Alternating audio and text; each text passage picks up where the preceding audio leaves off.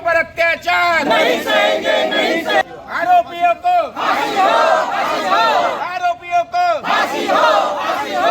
चलाए जाए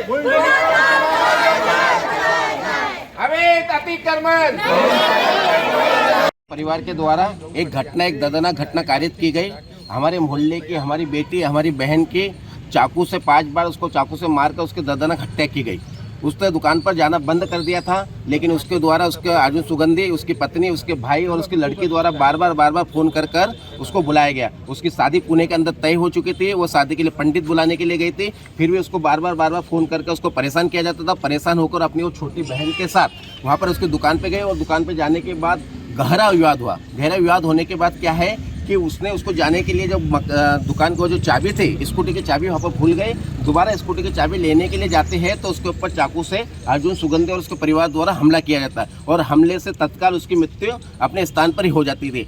निकिता सुरागे बिना पिता की बेटी थी। माताजी बर्तन मांजने का काम करती है, बहन वो करती थी, वो पूरे परिवार को संभालने का काम निकिता करती थी और अपने परिवार का पालन पोषण करती थी। और उसकी शादी 19 दिन बाद उसकी सगाई होने वाली थी पुणे के अंदर और एक होनहार लड़की को हमारे समाज के व्यक्तियों ने हमारे द्वारा खो दिया गया। ऐसी लड़की को हम फिर से नहीं पा सकते हैं और अनुसूचित जाति के जो लड़के थे, इसके कारण पूरे समाज के अंदर एक आक्रोश व्याप्त हो चुका है, एक गुस्सा व्याप्त हो चुका है कि कोई भी दलित महिला को, दलित बेटी को कहीं पर भी अपनी किसी भी स्थिति देखकर उसके ऊपर हत्या कर दे रहा है, उसके ऊपर हमला कर दे रहा है, उसका छेड़खानी कर देता। लेकिन ऐसी घटना जो दलितों पर बार बार बढ़ रही है, इसके लिए आरोपी को जल्द से जल्द उसमें कायमी करते, FIR करते हुए इसको फांसी की सजा दिया जाना चाहिए और उसको तत्काल करना चाहिए। और आरोपी ने जो घटना जो अपनी दुकान के पास की गई, तो हमको पता चला है विश्वसनीय सूत्रों से कि वह जो दुकान है वो अवैध अतिक्रमण का निर्माण किया गया है। उसका जो महाजना पेट के अंदर जो मकान है वो भी अवैध बनाया गया है, वो बिना नगर निगम की अनुमति के बनाया गया है और जितनी जगह उनके पास थी उससे ज़्यादा में इसमें निर्माण किया गया है।